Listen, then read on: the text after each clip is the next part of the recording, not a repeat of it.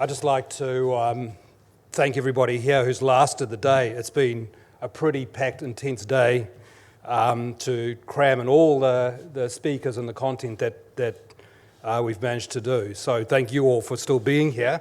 I know there's an incentive from the EMA to go and have some drinks afterwards. But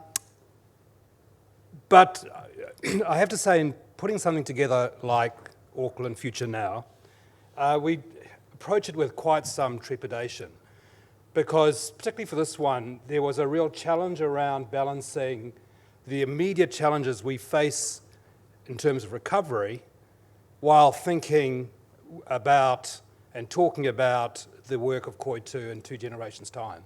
How do you deal with those things in one day with the speakers and with this group here today? And I was really nervous that we could pull that off. We're always going to have good people, but how does it hang together? And I've been really thrilled with the themes that have come through the day that actually, certainly in my mind, have helped to sort of reinforce some of the things that are more important, some of the areas we need to focus on first, and where there's sort of strong energy and passion about what we need to do as Tāmaki Makaurau Auckland.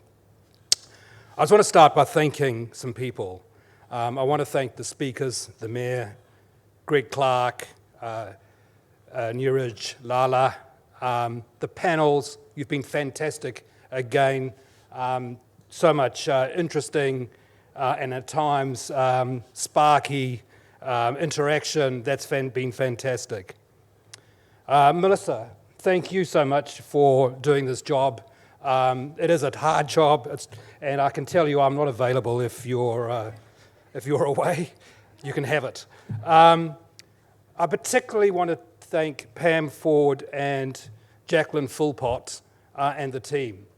It all ran smoothly, and that's thanks very much to Jax and Pam for the intellectual leadership, and leadership of the team through all of this has been really critical. In terms of, I'm not going to try and sum up the day, but I'm going to take away a few things that have been important for me. There's some immediate things that we need to do that came through, I think, quite strongly, about reconnecting with the rest of the world, just getting out there and getting on. And I tend to the Phil O'Reilly end of the spectrum around just get on and do it as Auckland, rather than the Craig Rennie view of the world, which is actually we need to do this in a coordinated way with the government and everybody else. Actually, no, we need to get on and we need to reconnect. Skills and talent, I think that's an area where there is immediate challenge and pressure. Alicia Staples was so direct in explaining where the industry is at, the creative industries are at. And yes, Minister, I think he's left, there actually was a creative industries ITP, but it's no longer being pursued. The gaming industry in particular are really struggling with competing with the kinds of initiatives that the Australians are taking. That area is a huge challenge immediately now.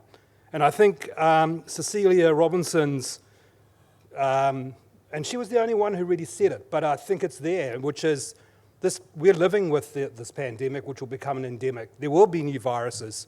We have learned over the last 2 years, hopefully, that we can plan better and we can provide more certainty, because that's really critical for business.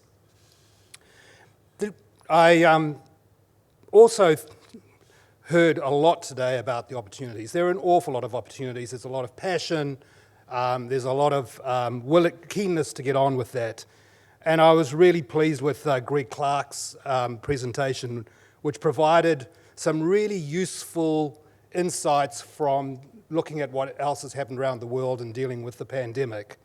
The recognition that the things that are important for people and for cities are habitat, innovation, and experience. And I really welcomed his observation, and he's very familiar with Auckland, that actually the pandemic has actually played to some of Auckland's strengths. We are a city of villages, and that we And if you take some of the Koi 2 work, that idea around places with purpose and culture that form this region is a great direction, and clearly where post-pandemic the world is starting to move, or cities are starting to move. But that then does raise the whole question around the city social centre, or whatever he described the centre as. And that last panel, I would have given you another half an hour easily, Simon, to hear more around how we challenge the city centre, because I think that in many ways that how we deal with the city centre is almost the first big challenge we've got right now. And those problems really bring together a lot of the things that we've heard today.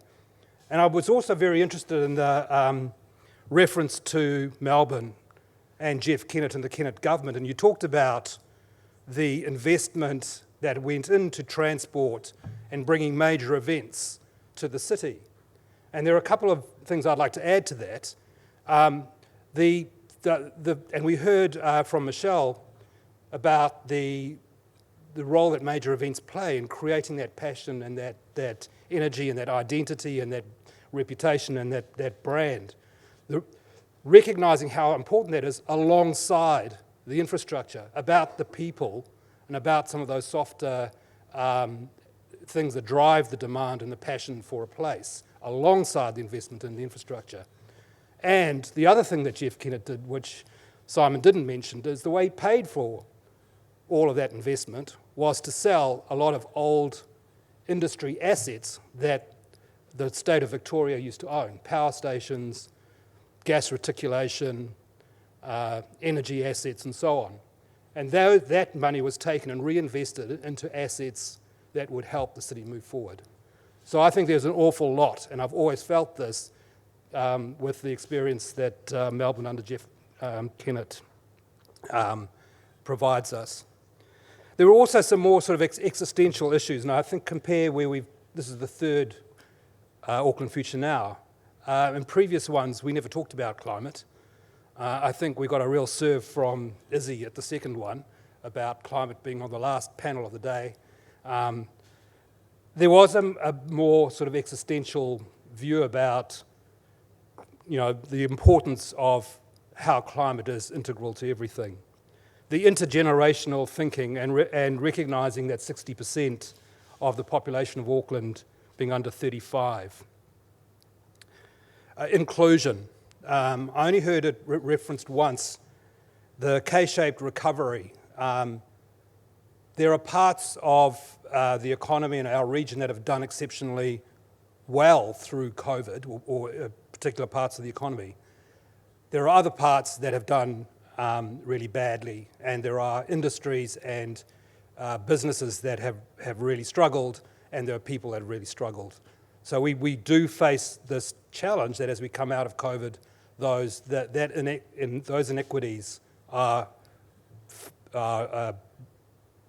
confronting us in a much more challenging way. And I also heard often the talk about collaboration. It arose many times, and again I think it was Alicia and Emery who talked about actually the culture of collaboration changing as the pressure on talent means that businesses and industries start to compete. I just want to say a couple more things. The first is that we talked a lot about action, and what we've learned previously is that there's a huge amount of content that is produced from today, and we'll do as we've done previously, that will be packaged and made available online through YouTube and through the websites and so on that we've brought together. But also what we've done previously is to draw out some of those themes and opportunities and put groups together. And previously, after the last Auckland Future Now, one of the provocations was we should go hard on tech. From that, a working group from the tech sector in Auckland was put together. They have developed a plan, an action plan. A lot of that stuff kind of goes on unseen, unheard, but within the industry, these are really important things. And that is something that is now hooked into the government's industry transformation plan, the digital one, I think the Minister was aware of. And then lastly, I think hanging over the whole day has been the passing of Joe Hawke. And, you know, it's quite poignant to realise that it's 50 years since Bastion Point occurred, and all of that has meant. And again, Simon, I thought your summary of that history was just actually really important. And I personally really liked at the start Te Aroa Clark's very poetic